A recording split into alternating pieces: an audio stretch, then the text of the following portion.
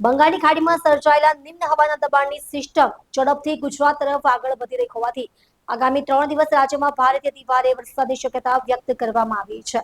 આ પરિસ્થિતિને ધ્યાનમાં રાખીને આજે ઓરેન્જ એલર્ટ, આવતીકાલે રેડ એલર્ટ અને 1 ઓગસ્ટે ફરી ઓરેન્જ એલર્ટ જાહેર કરવામાં આવ્યું છે.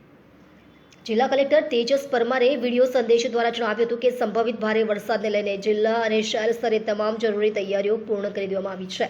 સુરત મહાનગરપાલિકા સહિત વિવિધ વિભાગોને 24 કલાક એલર્ટ મોડ પર રાખવામાં આવ્યા છે, જેથી કોઈપણ પ્રકારની આપત્તિજનક સ્થિતિનો તાત્કાલિક સામનો કરી શકાય. ખાસ કરીને નીચાણવાળા વિસ્તારો જ્યાં વરસાદી પાણી ભરાવાની સમસ્યા સર્જાય છે ત્યાં રહેતા નાગરિકોને વિશેષ સાવચેતી રાખવા અને જરૂરી હોય ત્યારે તંત્રની સૂચનાઓનું પાલન કરવા અપીલ કરવામાં આવી છે. ઉપરાંત વરસાદ દરમિયાન બિનજરૂરી બહાર ન નીકળવા, વીજળીના થાંભલા અને પાણી ભરેલા વિસ્તારો પાસેથી દૂર રહેવા પણ સૂચના આપવામાં આવી છે.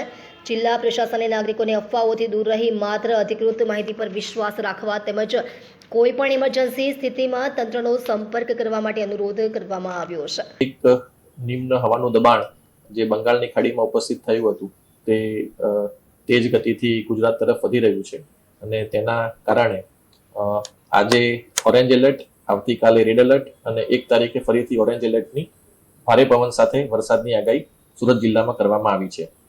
તે સંદર્ભે સુરત મ્યુનિસિપલ કમિશનર દ્વારા તમામ તૈયારી કરી દેવામાં આવી છે. સાથે સાથે જિલ્લાની અંદર જિલ્લા વિકાસ અધિકારી શ્રી દ્વારા પણ તમામ તાલુકા વિકાસ અધિકારીઓને એલર્ટ કરવામાં આવ્યા છે.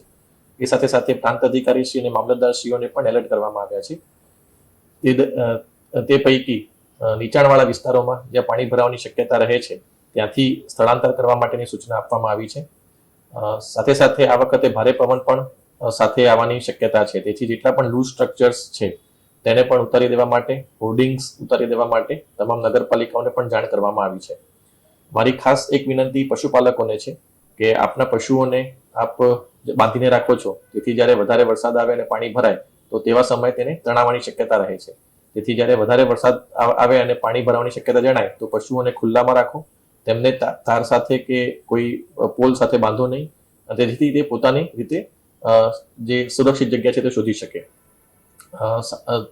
અગત્યની જે વાત છે કે આવતીકાલે 31મીએ ખૂબ જ ભારે વરસાદની શક્યતા છે, તેથી તમામ નાગરિકોને મારી વિનંતી છે કે આપ સતત વેધર વોચ ઉપર નજર રાખતા રહો અને જે પણ IMD નો ફોરકાસ્ટ આવે છે તેને સતત જોતા રહો, જેથી જરૂરિયાત ના હોય તો તેવા સંજોગોમાં આપણે બહાર ના નીકળીએ. એટલે આપણે જે અત્યારે સમગ્ર તંત્ર દ્વારા તમામ તૈયારી કરી દેવામાં આવી છે, પરંતુ નાગરિકોને પણ મારી એ જ વિનંતી છે કે આપ પણ સચેત રહો અને સાવધાની પૂર્વક આપણે આ જે 2 દિવસ જે ભારે વરસાદની આગાહી છે તે દરમિયાન કોઈ પણ પ્રકારનો અનિચ્છનીય બનાવ ન બને તેની પણ આપણે સૌ તકેદારી રાખીએ. અત્યારે હાલ આપણે કોઈ જાહેરાત સ્કૂલ અને કોલેજ અથવા એના માટે નથી કરતા, પરંતુ આજે સાંજે જે પ્રમાણે પ્રેડિક્શન ફરીથી આવશે અને જે ફોરકાસ્ટ આવશે તે પ્રમાણે આપણે